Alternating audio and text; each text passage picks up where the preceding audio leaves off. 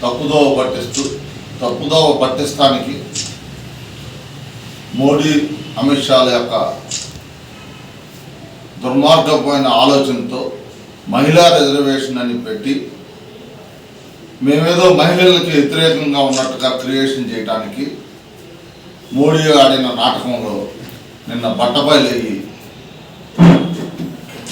NDA కూటమి నిన్న ప్రజల దృష్టిలో చులకన భావాన్ని కూడగట్టుకుంది తప్పితే మహిళా రిజర్వేషన్ పెట్టమన్నదే గతంలో కాంగ్రెస్ పార్టీ గతంలో ఒకసారి దాన్ని పార్లమెంట్లో ప్రవేశపెట్టి దానికి తగ్గ విధంగా మహిళలకు ఏ విధంగా 33% రిజర్వేషన్ కల్పించాలనే ఉద్దేశంతో గతంలోనే మన్మోహన్ సింగ్ గారి టైంలోనే పెట్టడం జరిగింది. దాన్ని మరొకసారి డీలిమిటేషన్ ఓబీసీని ఇది కానికుండా చేయడం కోసం అయిన దాన్నే మహిళా రిజర్వేషన్ని ముందు పెట్టి వెనక రాజకీయ చరిత్రని చూపటాన్ని చూసిన వాళ్ళ యొక్క జంటని ఓటమితో రాహుల్ గాంధీ గారు వాళ్ళ ఓటమిని విజయంగా చూపెట్టారు. ఈరోజు భారతదేశం మొత్తానికి మీకు చిత్తశుద్ధి ఉంటే, మహిళల మీద చిత్తశుద్ధి ఉంటే ప్రత్యేకంగా మహిళా రిజర్వేషన్ పెట్టండి, మేము దానికి మద్దతు ఇస్తామని కాంగ్రెస్ పార్టీ మొదటి నుండి చెప్తున్నా వినకుండా మళ్ళా రాబోయే రోజుల్లో ఓటమి తప్పదని ఈ మోడీ అమిత్ షా యొక్క జంటకి, ఎన్డీఏ కూటమి జంటకి ఉద్దేశంతో ఏదో ఒక బిల్లును ప్రవేశపెట్టి ప్రజల్ని తికమక చేస్తూ మరొకసారి అధికారంలోకి రావాలనే దురాలోచనతో ఈ బిల్లును ప్రవేశపెడతాం జరిగింది. అదేవిధంగా ఈ రాష్ట్రంలో ఏ రాష్ట్రంలో లేని విచిత్రమైన పరిస్థితి మన ఆంధ్రప్రదేశ్లో ఉండింది. ఇక్కడేమో గల్లీలో ఇద్దరు కొట్టుకుంటారు, చంద్రబాబు జగన్మోహన్ రెడ్డి.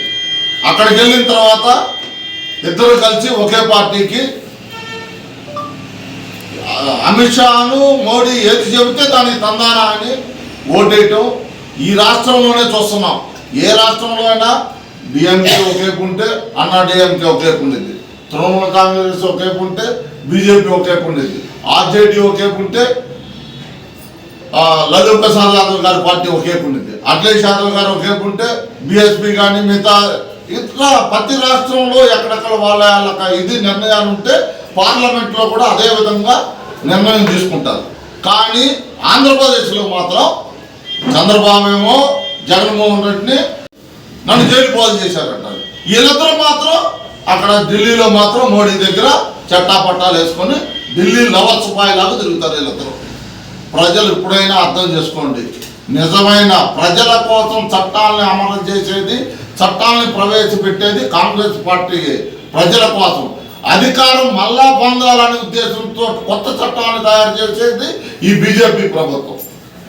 అసలుకి 33% రిజర్వేషన్ మహిళలకు ఇస్తే దాంట్లో మాకు ఏ విధమైన అవకాశాలు ఉన్నా అన్ని విధాలుగా కాంగ్రెస్ పార్టీ దాన్ని ప్రూవ్ చేసుకుంది. అసలు చంద్రబాబు ఇంటేనే మహిళలకు రిజర్వేషన్ లేదు. ఉదాహరణగా తండ్రి కొడుకు ఇద్దరు పదవులు పొందారు, అసలు వాళ్ళింటే 33% చేస్తే అసలు వాళ్ళు ఎక్కడ ఉంటారు? ఇక జగన్మోహన్ రెడ్డి తల్లికి చెల్లికి న్యాయం చేయలేడు. వీళ్ళు మహిళల గురించి మాట్లాడుతున్నారు. అసలు అదే విచిత్రమైన పరిస్థితి ఈ రాష్ట్రంలో. మహిళలు అర్థం చేసుకోవాలి ఇలాంటి పరిస్థితులు. ఈ దేశం అంతా గుజరాతీ చేతిలోకి వెళ్ళిపోతూ ఆర్థిక వనరులన్నీ ఆ రాష్ట్రాలకు సంబంధించిన వ్యక్తులకే పెరుగుతూ ఉంటాయి. నెంబర్ 1 ఈరోజు అదాని ఉంటే తర్వాత రోజు అనిల్ అంబానీయో లేకపోతే రిలయన్స్ ఆయన ఉంటారు. వాళ్ళకి సంపద పెరుగుతుంది, కానీ పేదవాడికి సంపద లేకుండా చేయగలిగే పార్టీలు ఏమన్నా అది ఎన్డీఏ కూటమి.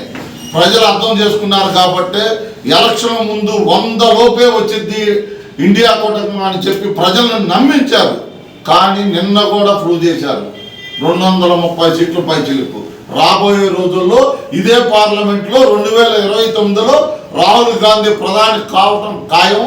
దీన్ని ఎవరు ఎన్ని కుతంత్రాలు చేసినా సరే చంద్రబాబు జగన్మోహన్ రెడ్డితో సహా ఎంతమంది చేసినా రాహుల్ గాంధీ ప్రధాని కానియకుండా ఆపలేరు. మహిళల పట్ల మేము చిత్తశుద్ధిగా ఉన్నామని మీకు అందరికి మరొకసారి తెలియజేసుకుంటూ, మొన్న ఇండియా కోటకి సపోర్ట్ చేసిన ఎంపీలు అన్ని పార్టీల వారికి మేము బాపట్ల నియోజకవర్గ కాంగ్రెస్ పార్టీ తరఫున మేము అందరికీ పేరు పేరున ధన్యవాదాలు తెలియజేసుకుంటున్నాం. నుంచి మరి మహిళలు ఏదైనా పని చేస్తున్నారంటే అది ఇందిరమ్మ, సోనియా గాంధీ, ఇప్పుడు ప్రియాంక గాంధీ గారు. మా కాంగ్రెస్ పార్టీలో ప్రతి ఒక్క మహిళలు ఏ పని చేయడానికైనా సిద్ధంగా మేముండి మనస్ఫూర్తిగా ప్రజల పట్ల, మహిళల పట్ల ధైర్యంగా ముందుకి కొనసాగుతున్నాము, చేస్తున్నాము. ఏ పార్టీలు అన్నా ఉన్నారా, ఎవరైనా చేశారా? ఇంతవరకు ఎక్కడైనా కానీ ముందు సుబ్బంతని ఊర్లని, ఆయ్యని, సింగపూర్ అని, మలేషియా అని అన్ని ఊర్లు అన్ని చేస్తాం, మాకు ఓట్లు వేయండి అని గెలిపించుకున్నారు.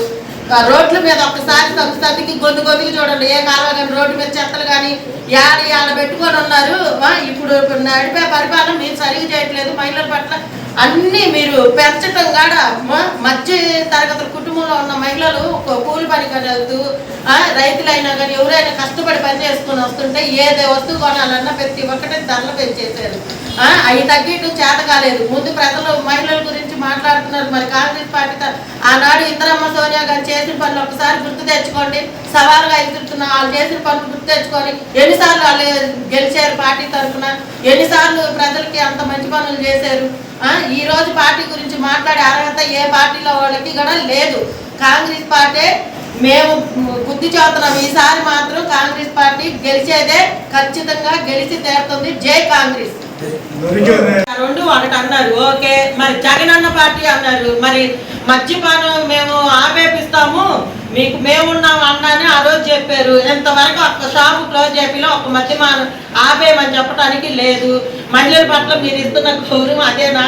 మీరు ఏ రోజన్నా ఏమన్నా మహిళల గురించి మంచిగా ఏదైనా ఆలోచించారు? చెప్పిన పనులు చేయండి ముందు. మీ పార్టీ తరఫున ఇంతవరకు ఈ రెండు పార్టీలో ఒక పని ఆడవాళ్ళకి చేసామని పలాందని చూపించండి చాలు. ఒక్కటన్నా చూపించండి. ఆ రోజు మరి ఇందిరమ్మది మరి ఇల్లు కట్టారని ఈ రోజు ఇక్కడ ఇందిరమ్మ కట్టించిన ఇల్లులు ఉన్నాయి ఉంది. మరి ఈ రోజు ఇక్కడ మా ఆడవాళ్ళందరూ ఆ రోజు మందు అనేది మానేయటం ఒకటి ఏంటి, ఏ ఇష్యూలు అయినా కానీ మీరు ఇచ్చిన మాట తప్పారు. ఏ పార్టీలో ఎవ్వరు ఏమీ చేయలేదు. మందు ఎన్ని మందు షాపులే క్లోజ్ చేపిస్తాము, అసలు మందు అన్న మాటే ఉండదని చెప్పారు. ఆ జగనన్న పార్టీలో జగనన్న గారు ఆయన పోయాడు కాస్త.